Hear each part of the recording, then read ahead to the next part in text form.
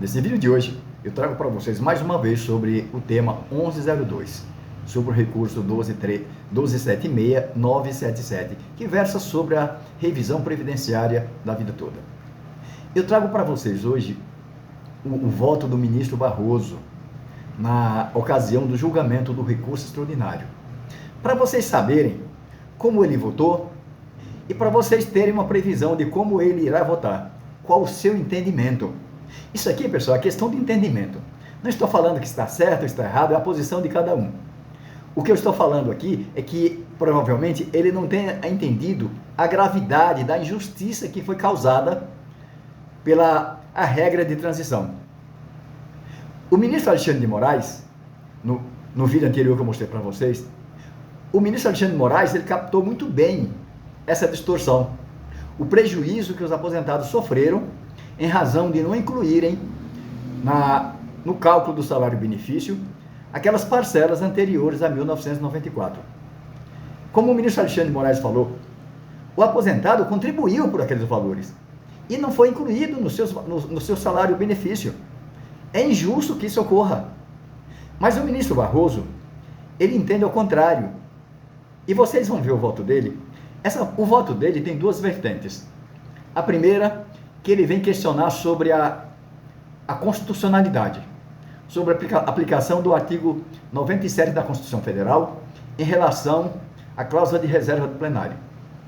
E o outro questionamento que ele traz é que não se deve exumar cadáver e que a exumação dessa aplicação pode trazer rediscussões de vários planos que foram implementados na ocasião passada, antes do plano real. Eu trago para vocês o vídeo para vocês analisarem como ficou o voto dele.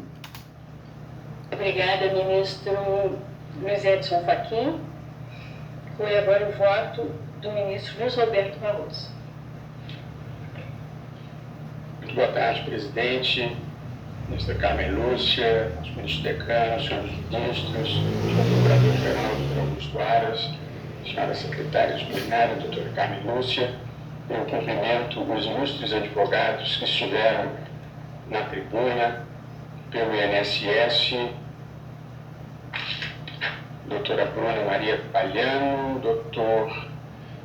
também estiveram doutora Gisele Lemos Graveskin, pelo IBDP, o doutor Diego Monteiro, treinei em casa, Ciruli, doutor João Oswaldo Badari Zinhasli Rodrigues, doutor Luiz Fernando Silva e o ilustre procurador-geral. Presidente, a questão, da minha visão, ela é juridicamente simples, mas ela envolve complexidades sociais relevantes. Eu vou tentar, muito brevemente, meu voto é breve, colocar a questão na dimensão que me parece própria. Está aqui em discussão a regra de cálculo do benefício da Previdência Social no âmbito do regime geral da Previdência. Portanto, o regime de previdência que se aplica aos trabalhadores da iniciativa privada, administrado pelo INSS. Essa legislação que cuidava do regime geral da Previdência previa uma regra de cálculo do benefício da aposentadoria, por exemplo. Esse benefício era calculado da seguinte forma: a média dos 36 últimos salários de contribuição. Essa era a regra que vigia, instituída pela Lei 8.213 de 91. 36 últimos salários de contribuição. Sobreveio, em 1999, pela Lei 9876, uma nova regra. O benefício passou a ser calculado com base na média, não mais dos 36 últimos salários de contribuição, mas na média de 80% de todo o período. Portanto, deixou de ser apenas o período final e passou a ser a média de todo o período de contribuição.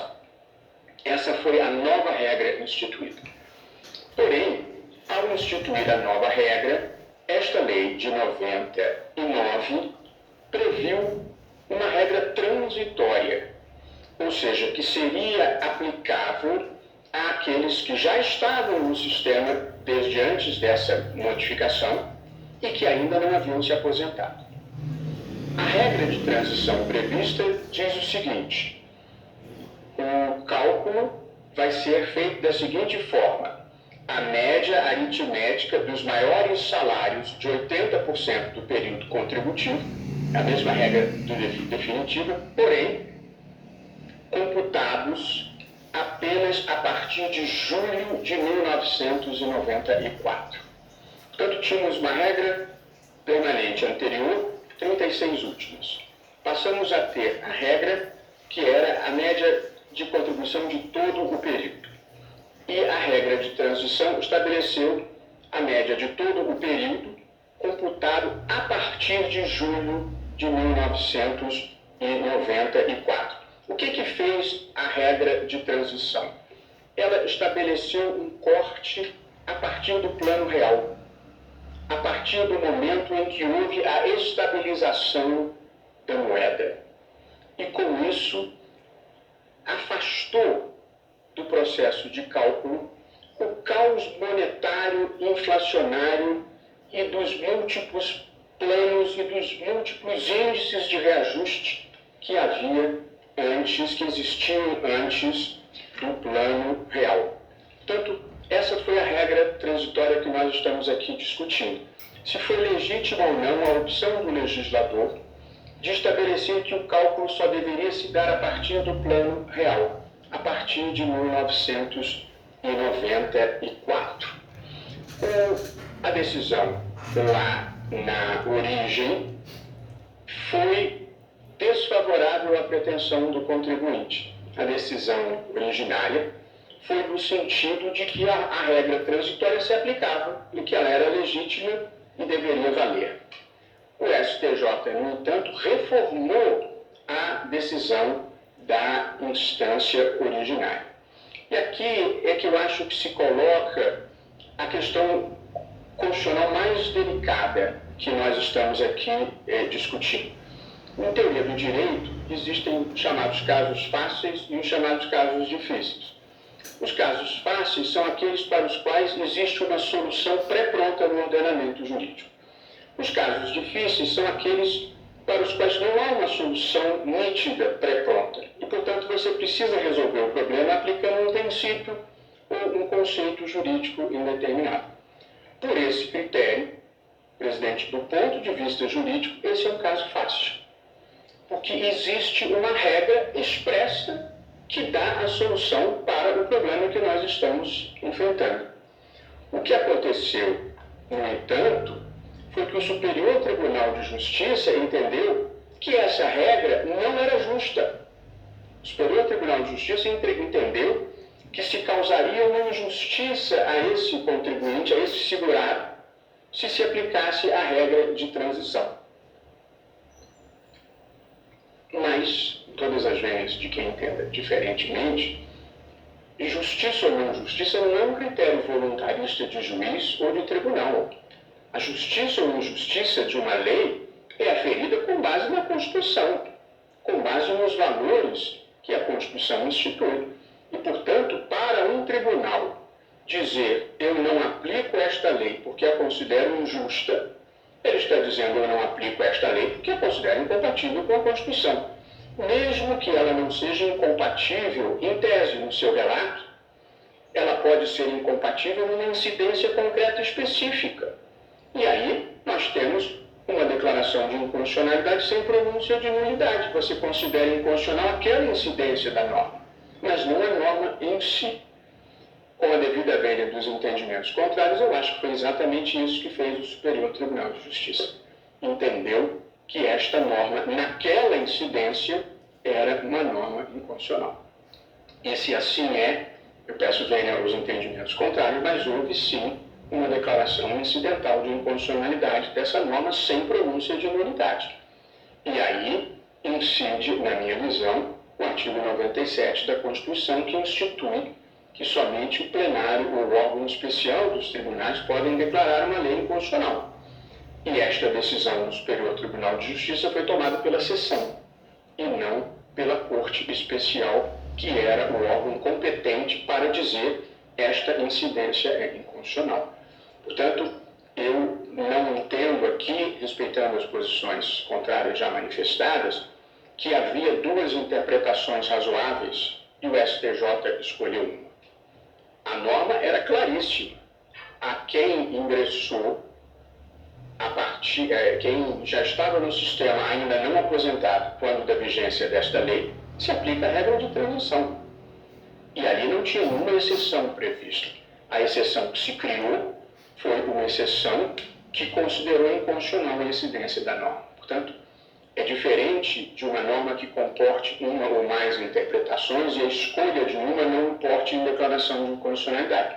Mas aqui, com todas as vezes, ao ler a literalidade do dispositivo, não vejo possibilidade de mais de uma interpretação.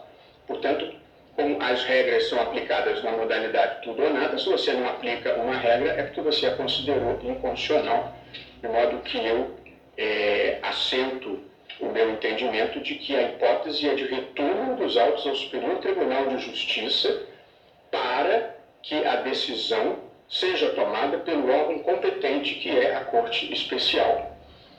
Como todos os demais colegas seguiram viagem depois de decidir esta questão prévia, eu também vou opinar, presidente, no mérito para já concluir o meu voto. E aí eu acrescento que entendo igualmente que não há inconstitucionalidade material nessa norma. Portanto, eu vislumbrei uma inconstitucionalidade formal no julgamento pelo STJ, porque a decisão não foi do plenário ou da Corte Especial, porém, no mérito, não vislumbro uma inconstitucionalidade material na norma de transição. Tanto não há, presidente, a mim me parece uma inconstitucionalidade material, que esta se tornou a regra geral com a superveniência da emenda constitucional número 103. A regra geral no sistema passou a ser computar as contribuições pós-1974. E por que, presidente, a mim me parece que foi legítima, quando não desejável, a opção feita pelo legislador? O que se fez aqui foi evitar importar para o sistema previdenciário toda a litigiosidade que o país viveu antes do Plano Real e de todos aqueles planos econômicos que nós vamos discutir aqui, se isso se reabrir, quais são os índices de reajuste, quais são os critérios e se o Plano Real afetou ou não afetou o valor real das aposentadorias. Ou seja, o acordo que o Supremo conduziu sob a coordenação do ministro Ricardo Lewandowski, relativo aos planos econômicos, que extinguiu, confirmei agora com Sua Excelência, mais de 400 mil processos. Nós vamos reabrir essa discussão, só que em âmbito previdenciário, de saber se os planos econômicos anteriores ao Plano Real, que impacto eles produziram. E aqui nós vamos voltar a discutir plano Collor, plano Verão, plano Besser, que eu penso, plano cruzado 1, plano cruzado 2, que eu penso que seja uma discussão que o legislador legitimamente quis evitar. Nós vamos ter uma nova inundação de processos discutindo planos econômicos relativos a todas as pessoas que vão se empenhar compreensivelmente em demonstrar que no período pretérito ao Plano Real não se fizeram os reajustes desejáveis ou esperados. Portanto, eu acho que o legislador andou bem em não deixar esta litigância toda ser reavivada mais de quase 94, 2004, quase 20 anos depois do Plano Real. Nós vamos reabrir essas discussões, de modo que eu considero legítima a não exumação desses cadáveres. É claro que eu, como qualquer pessoa normal e de bom coração, gostaria de ser o mais generoso possível com todos os segurados do INSS, por certo.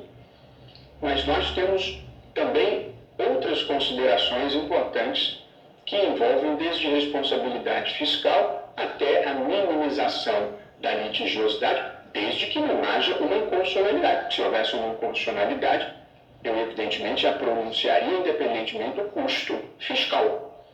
Mas eu não acho que haja uma inconstitucionalidade numa opção que eu considero perfeitamente legítima de nós não voltarmos do tempo para discussões pré-1994, presidente. Portanto, por essas razões que eu procurei sinteticamente abreviar, eu tenho um voto mais longo, eu estou dando provimento ao recurso para restabelecer a decisão de origem, que era uma decisão de improcedência do pedido como voto, presidente. Pois é, como vocês viram, quase me comoveu quando ele falou que, como é uma pessoa de bom coração, mas tem coisas que não pode julgar contra a Constituição. Ninguém está analisando aqui constitucionalidade de nada. O que está questionando foi a injustiça causada por essas pessoas que não tiveram suas contribuições anteriores a 1994 incluídas no cálculo do salário e benefício. Só isso. Será que é difícil fazer a coisa certa? É impressionante. Tem diálogo para tudo. Mas para entender uma situação dessa e votar contra o INSS, não tem coragem de fazer isso. Essa é a grande verdade. Infelizmente. É que eu tenho para mostrar para vocês como nós temos um julgamento amanhã ou no dia 29, não sabemos ainda, mas está marcado, está agendado para amanhã. Possa ser que aconteça amanhã, para vocês saberem como votou o ministro Barroso. E ele é o presidente do STF agora.